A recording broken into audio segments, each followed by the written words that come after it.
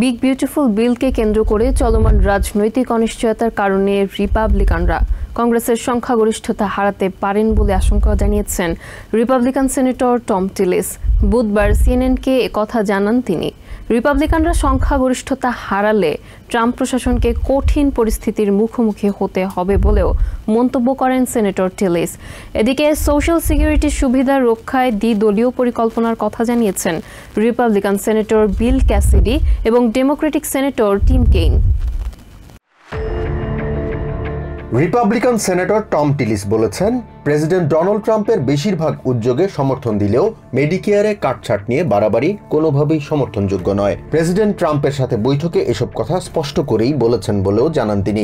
সিএনএনকে দেয়া সাক্ষাৎকারের সেনেটর টিলিস জানান, প্রেসিডেন্ট ট্রাম্পকে সোশ্যাল সিকিউরিটি এবং মেডিকেয়ার সুবিধা বিষয়ে সতর্ক হওয়ার পরামর্শ দিয়েছেন তিনি। টিলিস বলেন, বিগ বিউটিফুল বিলকে কেন্দ্র করে চলমান রাজনৈতিক অনিশ্চয়তার কারণে কংগ্রেসের রিপাবলিকানরা নিয়ন্ত্রণ হারাতে পারেন।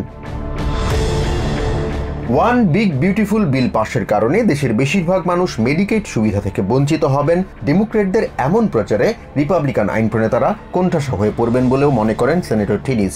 বলেন, হাউসে রিপাবলিকানরা সংখ্যাগরিষ্ঠতা হারালে ট্রাম্প প্রশাসনকে আগামী 2 বছরের সবচেয়ে কঠিন সময় পার করতে হবে। ডেমোক্রেটিক পার্টির সমালোচনা করে সেনেটর টিলিস বলেন, কিছু কিছু বিষয়ে ডেমোক্রেটরা বামপন্থী নীতির দিকে হেলে পড়েছে। গত নির্বাচনে দেশের ভোটারদের কাছ থেকে প্রত্যাখ্যাত হওয়ার পরও ডেমোক্রেট নেতাদের টনক নড়েনি বলেও মন্তব্য করেন তিনি।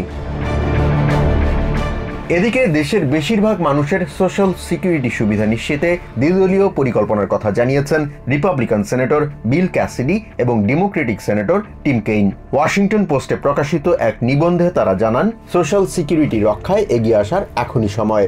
নিউজ নেশনকে সেনেটর বিল ক্যাসিডি জানান, দেশের 68 মিলিয়নেরও বেশি মানুষ সোশ্যাল সিকিউরিটির সুবিধার উপর নির্ভরশীল। সোশ্যাল সিকিউরিটির মতো জনগুরুত্বপূর্ণ বিষয় নিয়ে রাজনীতি করার চেয়ে তার রক্ষা করা জরুরি বলেও মন্তব্য করেন তিনি। Jahan Mithun, TVN 24 news desk.